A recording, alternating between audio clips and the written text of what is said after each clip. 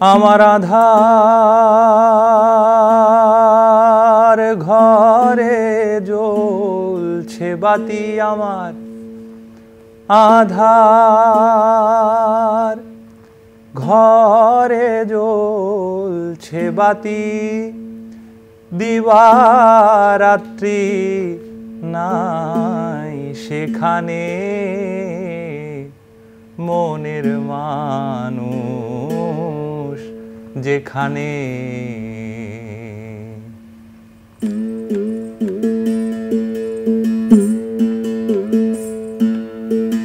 কে সন্ধানে যাই সেখানে আমি কি সন্ধানে যাই সেখানে মনের মানুষ যেখানে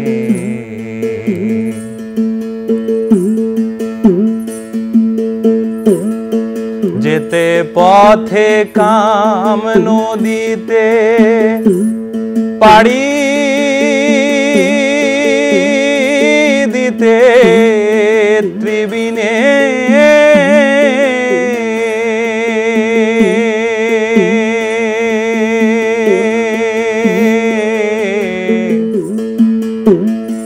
কত ধনির ভাড়া যাচ্ছে মারা কত ধনির ভাড়া যাচ্ছে মারা পরে নদীর কাম তুফানে মনের মানুষ যেখানে কি সন্ধানে যাই সেখানে আমি কি সন্ধানে যাই সেখানে মনের মানুষ যেখানে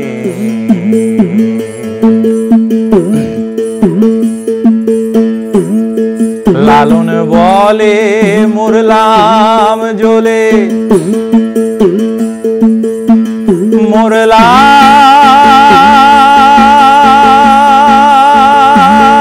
মরলাম আমি নিশি দিনে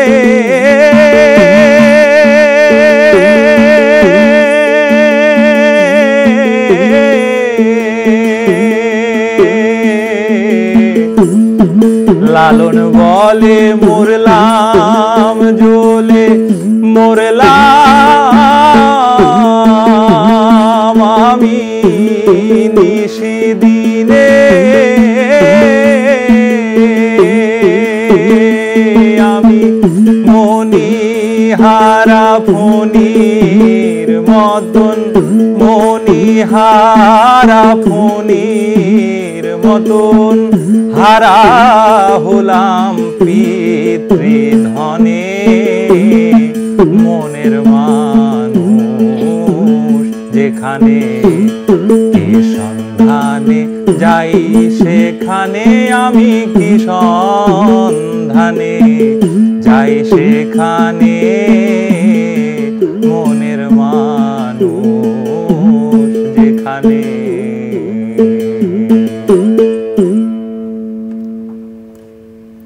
দর্শক তারকা কথনের আজকের আয়োজনে আপনাদের সকলকে শুভেচ্ছা সাদর আমন্ত্রণ শুধু আমন্ত্রণ নয় আজকে বিশেষ একটি নিমন্ত্রণ আছে আমাদের আমন্ত্রিত অতিথি যারা আছেন তাদের পক্ষ থেকে আপনাদের সকলের জন্য সেই বিষয় নিয়ে আলোচনা হবে এবং আপনাদেরকে সেই আমন্ত্রণটা আমরা দিতে চাই শুরুতে আমাদের যারা অতিথি হিসেবে আছেন তাদের সাথে পরিচয় পর্বটা সারব সাথে আছেন মোহাম্মদ জাকির হোসেন তিনি একজন সঙ্গীত শিল্পী এবং সঙ্গীত গবেষক শুভেচ্ছা আপনাকে সাথে আছেন লুসি তৃপ্তি গোমেজ তিনি একজন অভিনেত্রী এবং সাথে একজন নির্মাতা আপনাদেরকে শুভেচ্ছা চমৎকার একটি শেকরের গান আমাদের হৃদয়ের কাছাকাছি গানটি দিয়ে শুরু করলাম এমন একটি গানের পরে যেমন হয় কথা বলাটা একটু শক্ত হয়ে যায় আমরা হারিয়ে যাই কোথাও যেন তবু একটা উদ্দেশ্যে আমরা একত্রিত হয়েছি তারকা কথনের সেটে দর্শকদেরকে সেই নিমন্ত্রণটুকুই পৌঁছাতে চাই আপনাদের মাধ্যমে আমরা মোহাম্মদ জাকির হোসেনকে দিয়ে শুরু করতে চাই যে আমন্ত্রণটা আসলে কি এটা একটা এক্সিবিশন আসলে এটা আমার বহু দিনের একটা প্রচেষ্টা একটা প্রজেক্ট যেটা এই বাংলার যে বাদ্যযন্ত্র এগুলো তৈরি করা এগুলো শেখা এবং শেখানো এগুলো প্রচার করা এবং বিশ্বের দরবারে তুলে ধরা এটার একটা প্রচেষ্টা বহুদিন থেকে, তারই একটা প্রেজেন্টেশন, একটা এক্সিবিশন হচ্ছে অলিয়েন্স প্যাসেজে। হারমোনি অফ হিলিং নাম দিয়েছে এটা, বাংলায় নিরাময়ের ঐকতান। এটা 5 দিন ব্যাপী একটা এক্সিবিশন, সাথে ওয়ার্কশপ থাকছে, গানের আসর থাকছে, সেমিনার থাকবে একটা ডক্টর সাইম রানা স্যারের। তারপর এর সাথে আরও নৃত্য থাকবে, নাচবে বাচ্চারা, লোকনৃত্য, লোকগানের সাথে। আর এছাড়া থাকবে আর্টিস্টদের, শিল্পীদের আড্ডা। এই মূলত আমাদের চেষ্টা এবারের আয়োজন। 25 নভেম্বর থেকে শুরু হয়েছে এবং চলবে হচ্ছে 29 নভেম্বর পর্যন্ত।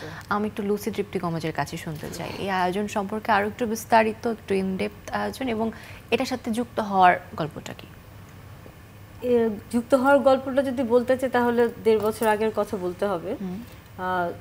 এরকম একটা আসরে আমরা আর কি জাকির হোসেনের গান শোনার সুযোগ হয়েছিল আমার। তো গান শুনতে শুনতেই মনে হয়েছিল যে একটু ভিন্ন রকমের গানগুলো, একটু অন্যরকম করে গাওয়া হচ্ছে। তো সেই জায়গা থেকে যখন আলাপ পরিচয় হলো, তখন মনে হলো যে শুধু গান গাচ্ছে না, গানের সাথে সাথে যন্ত্রেরও কাজ করছে, যন্ত্র শিখাচ্ছে।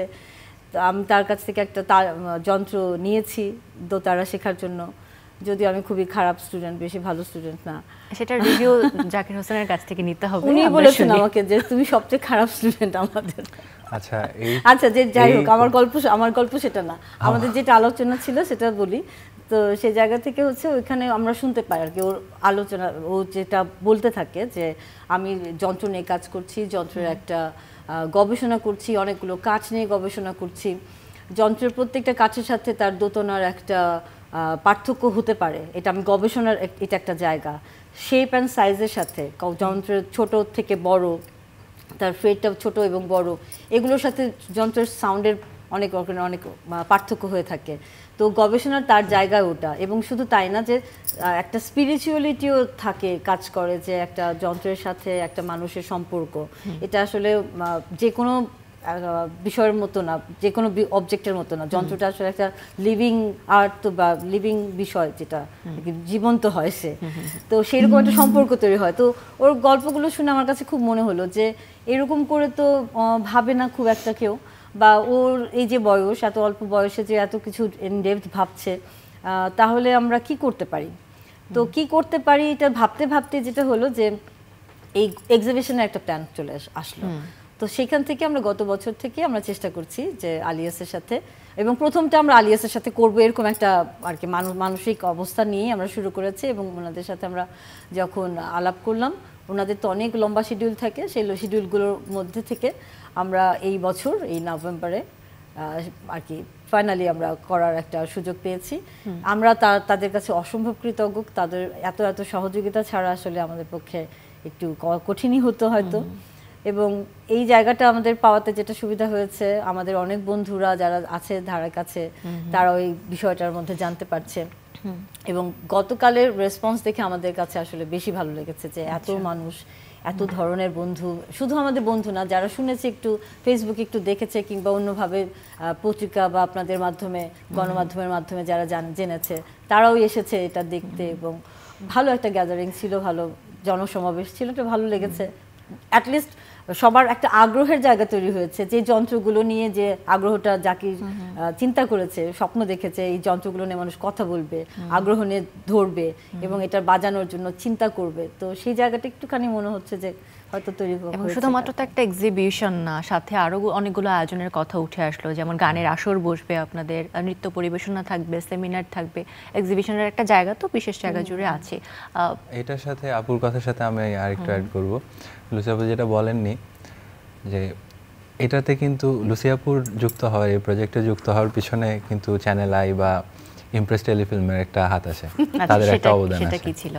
লুসি আপুর একটা ফিল্ম ছিল যেটা কিনা জাতীয় চলচ্চিত্র পুরস্কার পেয়েছে, লুসি আপু পেয়েছেন, উত্তরের সুর। উত্তরের সুর, আচ্ছা, উত্তরের সুর। উত্তরের সুরের যে ক্যারেক্টার বা উনি যে ক্যারেক্টারটা প্লে করেছেন, গল্পটা ছিল আসলে এখানে দোতারা বাদকের। তো ওনার ওইটার সাথে আমি এটা পরে ডিসকভার করেছি আসলে, যে উনি আসলে কেন আমার কথা শুনতে বা আমার এই প্রজেক্ট সম্পর্কে এত জানার জন্য উনি আমাকে, আমার একটা এক্সিবিশন হচ্ছিল তখন কক্সবাজারে, এটা লাবণী মোড়ে। কক্সিয়ানা বলে একটা ছোট একটা ক্যাফে ছিল, ক্যাফে প্লাস হিউম্যানিটেরিয়ান হাব বলা হয় ওটাকে, যে সবাই হিউম্যানিটেরিয়ান যারা ওখানে বসে সন্ধ্যার দিকে আড্ডা, সবাই এনজিওতে যারা জব করেন সবাই এসে ওখানে আড্ডা দেওয়া হতো। তো ওখানে আমি রেগুলার থাকতাম, গান হতো। ওখানে একটা আয়োজন করি একদম ওপেন ফর অল। তখন খুবই অল্প কালেকশন ছিল, কয়েকটা মাত্র 6টা যন্ত্র বানানো ছিল তখন শুরুর দিকে, তার মধ্যে এটা একটা ছিল। আচ্ছা, তো ওখানে উনি আসতে পারেননি, পরে উনি আমাকে বলছেন এটা যে এরকম একটা কাজ হলো কক্সবাজারে, আমি জানতে পারলাম না। তো আমি পরে বুঝতে পারলাম যে আসলে উত্তরের সুরের কথাটা যখন জানলাম যে উনি ওটার প্রোটাগনিস্ট, মানে প্রোটাগনিস্ট বলতে মেইন ক্যারেক্টারের আর কি ওয়াইফ উনি করেছেন। তো সেখানে এই জায়গা থেকে ওনার বোধহয় সাবকনশিয়াস এই ঘরানার গানের সাথে ওনার অনেকটা ইনভলভমেন্ট হয়ে গেছে, কানেকশন তৈরি হয়ে গেছে। তারপরে একটা ইভেন্ট ছিল ওখানে, আমাদের মুনির ভাই, শান্তনু মুনির, উনি একজন ইনফ্লুয়েন্সার ছিলেন কক্সবাজারে। তো ওনার মৃত্যুবার্ষিকী উপলক্ষে একটা অনুষ্ঠান, জন্মবার্ষিকী ছিল, ওনার জন্মবার্ষিকী উপলক্ষে একটা অনুষ্ঠান ছিল, আমাকে ওনারা ইনভাইট করেছিলেন। সেখানে যেয়ে আমি গান গাই এবং তারপরে উনি গান শোনার পরে আমার থেকে জানতে চান যে আমি শুনলাম আপনার একটা এক্সিবিশন হয়েছে এখানে, তারপর আপনি গানও গাইলেন অন্যরকমভাবে, ওয়ার্কশপ করেন, আসলে আপনার পরিকল্পনা কি, ভাবনা কি? এবং যে মুনির ভাই থাকলে ওনারা বলেন, আমাকে পরবর্তীতে বলেছেন মুনির ভাই থাকলে আপনাকে আর চিন্তা করতে হতো না, উনি আপনাকে নিয়ে কি হুলস্থুল কাজ কারবার করতেন। তো পরে শান্তনু মুনির পর্ষদ থেকে ওনারা অনেক আমাকে সাপোর্ট করেছেন এবং লুসি আপু নিজে এই আমাদের কারখানা ভিজিটে গেছিলেন, আমাদের ওয়ার্কশপ যেখানে ফুলপুকুরিয়া, গোবিন্দগঞ্জ, গাইবান্ধা জেলা, ওখানে উনি নিজে গিয়ে দেখে এসছেন যে কিভাবে। এবং আমি ওনাকে অ্যালাউ করেছি এই কারণে যে উনি এত এক্সপিরিয়েন্সড একজন মানুষ, উনি এই বাউল তত্ত্বের উপরে বা উত্তরের ভাওয়াইয়ার যে সুর সেটার উপরে উনি একটা ফিল্মে অ্যাপ্রিসিয়েশন পেয়েছেন। তো তাকে উনি যদি একজন অ্যাডভাইসার হিসেবেও আমাদের সাথে থাকেন, আমাদের অবকল্পে, আমাদের প্রতিষ্ঠানের নাম অবকল্প, তো এটার সাথে যদি উনি থাকেন, আমাদের প্রজেক্টের সাথে যদি থাকেন, তাহলে আমাদের জন্য অনেক ভালো হবে, ওনার থেকে অনেক ভালো সাজেশন পাবো। আসলে পেয়েছেন, সত্যি বলতে পেয়েছি, মানে একদম অনেক রেসপন্সও বলছিলেন যে ভীষণ ভালো। আসলে ঢাকায় বর্তমানে আমাদের এমন একটা পরিস্থিতি তৈরি হয়েছে যে আমরা যখন কোথাও বেরোতে যাই বা কোনো একটা আনন্দদায়ক সময় কাটাতে চাই, রেস্টুরেন্ট বা শপিং মলের বাইরে আসলে আমরা জায়গা খুঁজে পাই না। তবে এরকম যারা এক্সিবিশন করেন বা এরকম আয়োজনগুলো যারা রাখেন, যারা একটু হলেও সংস্কৃতিকে ধারণ করেন নিজের মাঝে বা সঙ্গীত পছন্দ করেন, এই জায়গাগুলো আসলে সকলকে একটা প্রাণের সন্ধান দেয়, খুব ভালো সময় কাটানোর জন্য, নিজের অনেক অনুসন্ধানী যে চেষ্টা, মনকে তৃপ্ত রাখার জন্য এরকম আয়োজনকে সাধুবাদ জানাই আমরা। এই জন্য এই আমন্ত্রণগুলো দর্শকদের সাথে সবসময় আমরা ভাগাভাগি করতে চাই। মোহাম্মদ জাকির হোসেনের কাছে আরেকটি প্রশ্ন, যে এক্সিবিশনে আপনি অনেক ধরনের বাদ্যযন্ত্র, বিশেষ করে আদিবাসীরা যে ধরনের বাদ্যযন্ত্র ব্যবহার করে সেগুলো রাখার চেষ্টা করেছেন, কি কি রয়েছে ডিফারেন্ট যা আমরা জানি না, একটু ভিন্ন যদি আপনি বলতেন কয়েকটার নাম। আদিবাসী বাদ্যযন্ত্র নিয়ে যা বলবো, আদিবাসী বাদ্যযন্ত্র আমরা খুব বেশি একটা সংগ্রহ করতে পারিনি, ওগুলো আমরা তৈরি করিনি।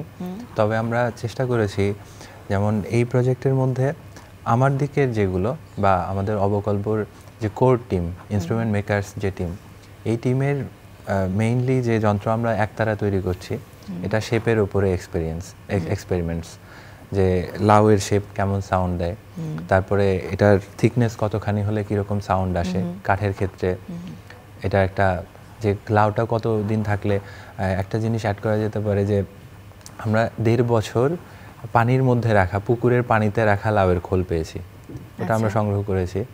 তো সেই লাউয়ের খোল দিয়ে একতারা তৈরি করেছি, যে ওইটার মধ্যে ভিন্নতা কি আসে, ওটার শব্দ আরো খোলা হয়, ওর বাইরের যে টেক্সচারটা আসে, রংটা, সেটা আলাদা, একটা কচুরি পানা মতো সবুজ সবুজ একটা রং আসে। সেটা হাত দিয়ে করা একজন আর্টিস্টের পক্ষে করা সম্ভব অবশ্যই, কারণ তারা এত সুন্দর ছবি আঁকেন, কিন্তু এটা যে ন্যাচারাল একটা যে ব্যাপার, এই জিনিসটা 1.5 বছর ধরে পানির মধ্যে থাকার কারণে যে টেক্সচারটা তৈরি হয়, সেটা তো আমরা পারবো না। আর দোতারার ক্ষেত্রে যেগুলো, যে দোতারা, স্বরাজ, এগুলোতে কাঠের জায়গায় গবেষণাটা কাঠের উপরে, মানে যে কোন কাঠের কীরকম দোতনা তৈরি হয়, কোন কাঠের সাউন্ডের সাস্টেনেবিলিটি কতখানি হয়, এটার মানে কতখানি মোহনীয় করে তোলে একটা শব্দকে। এখন একটা নিরীক্ষামূলক পর্যায়ে আসলে আছে প্রত্যেকটা। আদিবাসী ক্ষেত্রে যেটা আমরা করেছি, যে আমাদের আশেপাশে বেশ কিছু আদিবাসী ওনারা থাকেন, সাঁওতাল প্রধান, জি সাঁওতালরা, ওনাদের মেইন যে ইনস্ট্রুমেন্ট, মেইন যে বাদ্যযন্ত্র সেটা হচ্ছে মাদল আর করকা। মাদলের সাথে একটা বড় একটা ড্রাম মতো থাকে, সেটাকে করকা বলে। তো মাদল আর করকা আছে আমাদের কাছে। ওনারা ঝাঁঝর, কাসর এগুলো ব্যবহার করতেন আগে, এখন আর সেরকম ব্যবহার হয় না, একদম স্পেসিফিক কিছু অনুষ্ঠান ছাড়া। যেমন বিয়ে অনুষ্ঠানে তারা এরকম কিছু সেট আপ করেন। গানের আয়োজন যেগুলো হবে সেগুলো কি বাদ্যযন্ত্রের ব্যবহার কি কিছু কিছু থাকবে? তবে এরকম খুবই, জি এগুলো থাকবে, জি যেমন আমাদের নৃত্যের ওখানে মাদলের ব্যবহার থাকবে, আর নিজেরাই গান করবেন এবং সাথে নৃত্য থাকবে ইনশাআল্লাহ। আর কিছু ফ্যামিলি পেয়েছি যারা কিনা এখন ইনস্টিংক্ট হয়ে যাচ্ছেন অলরেডি। তারা বিগত 10 বছর আগে কিছু এনজিওস ছিলেন, তারা তাদেরকে অর্ডার দিয়ে কিছু ইনস্ট্রুমেন্ট বানিয়ে নিয়েছেন, তারপরে আর কোনো তাদের ইনস্ট্রুমেন্ট অর্ডার আসে না। এই কারণে ওনারা আর বানানো না সেরকম। আর তাদেরকে অর্ডার করলে তারপরে তারা 3 দিন 7 দিন সময় নিয়ে বানিয়ে দেন। তো কেউ যেহেতু অর্ডার করে না, ওনাদের বানানো হয় না। ওনারা এই কৃষি কাজ করে বা সেই করে এগুলো করে সংসার জীবন যাপন করে। তাদের যে মিউজিক্যাল একটা সত্তা আছে, কালচারাল, সেগুলো অনেকটা হারিয়ে যাওয়ার পর্যায়ে, এবং সেগুলোকে তুলে রাখার বা তুলে আনার একটা প্রচেষ্টা আপনাদের আছে। লুসি তৃপ্তি গমজের কাছে একটু জিজ্ঞাসা করব, আয়োজনে আরো কারা কারা থাকছেন বা গানের আয়োজনে, নাচের আয়োজনে যদি বলতেন। আজকে যেমন আমাদের গাইবান্ধা থেকে এসেছেন মোস্তাফিজুর রহমান মিঠু, উনি আজকে পরিবেশন করবেন, আজকে সন্ধ্যায় পরিবেশন করবেন আব্দুল আলিমের গান। তো উনি উনার বিগত জীবনে আর কি, এই জীবনে উনি শুধুমাত্র আব্দুল আলিমের গানটাকেই চর্চা করেছেন। প্রায় 300 গানের মতো ওনার কাছে সংগ্রহে আছে 300 গানের উপরে। তো ওনার কাছ থেকে আমরা গান শুনবো আজকে আব্দুল আলিমের। আর আগামীকাল যেটা হবে সেটা হচ্ছে আমাদের একটা শ্রদ্ধাঞ্জলি আমরা রেখেছি, লালন সাজি থেকে শুরু করে একদম ফরিদা পারভিন পর্যন্ত, যে যারা কিনা লোকশিল্প স্রষ্টা আর কি, গানের স্রষ্টা এবং যারা শিল্পী ছিলেন, তাদেরকে আমরা একটা শ্রদ্ধাঞ্জলির একটা জায়গা আছে, সেখানে বিভিন্ন শিল্পীরা আসবেন, তারা গান করবেন সেখানে। আর আগামীকাল আছে পরবাসী নামে একটা গানের দল আছে, তারা করবে বিকেলবেলা গান। আর প্রদর্শনী তো চলছেই 3টা থেকে 9টা পর্যন্ত। আর শেষের দিন থাকছে পেনোয়া হচ্ছে কক্সবাজার। পেনোয়া থাকছে 28 নভেম্বরে পেনোয়া গান করছে। পেনোয়া করছে 28 নভেম্বর। আর পেনোয়ার টিম আসছে কক্সবাজার থেকে। তারা আমাদেরকে তাদের অরিজিনাল কিছু শোনাবে, তারা নিজেরা লিখছে এবং সুর করছে, কম্পোজ করছে, এবং একটু ভিন্ন ধারার গান। সেখানে আবার জাকির হোসেন সেই দলের সাথে আছেন, তাদের সাথে। পেনোয়ার ব্যাপারে আমি যদি কিছু অ্যাড করি, পেনোয়াকে আমি পেয়েছি, পেনোয়া কক্সবাজারে যাওয়ার পরে ওনারা ইভলভ করেছেন আর কি। এর আগে RMN 113 ছিল, মানে রুম নাম্বার 113 আমাদের একটা কোড নেম ছিল। তো একটা গানের আড্ডা হতো। তো আমাদের ইয়াসির আরাফাত, উনি একজন লেখক, কবি। ওনার বেশ কিছু বই, নতুন একটা বইও পাবলিশ হয়েছে ওনার, হচ্ছে আর কি এবার বই মেলায়। আচ্ছা, বইয়ের নাম কি এখনো? বইয়ের নামটা এসছে একটি গান ও এরকম, আমি দেখে বলতে হবে আর কি, খুব মনে থাকলে খুবই ভালো হতো। একটি গান ও একটি ধাঁধা, এরকম কিছু একটা। ইয়াসির আরাফাত ওনার নাম। তো উনি এই গানগুলো লিখেছেন, বহু আগে থেকে লিখেন উনি, কবিতা ছন্দে। ভাইয়ের যেটা স্পেশালিটি, যে উনি তোটক ছন্দ, আমাদের বাংলা যে ছন্দগুলো আছে, তোটক ছন্দে উনি অসাধারণ পারদর্শী। সেই গানগুলোর উপরে উনি নিজেই কিছু সুরের ধারণা দেন। তারপর রুদ্রদা আছেন আমাদের, ভগবান রুদ্র, মানে আশুতোষ রুদ্র ওনার নাম, আমরা ভগবান রুদ্র নামে জানি ওনাকে। তো রুদ্রদা এই সুর করেন।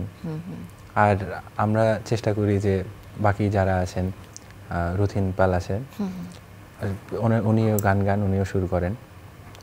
আমি যেসব যন্ত্র বানিয়েছি সেগুলো নিয়ে আমি তাদের সাথে, কারণ ওনারা তখনও ওপেন, এখনও ওপেন, তো তাদের সাথে আমি এইসব ইনস্ট্রুমেন্ট অ্যাড করে কীরকমভাবে কোলাবোরেট করা যায়, এক্সপেরিমেন্টাল। ওনাদের কক্সবাজারের একটা লোকাল ভাইব আছে, তারপরে ওয়ার্ল্ড মিউজিকের একটা ভাইব আছে, ব্যান্ডের সাথে একটা ফোকের একটা টাচ, একটা ফিউশন। জি, ফিউশন।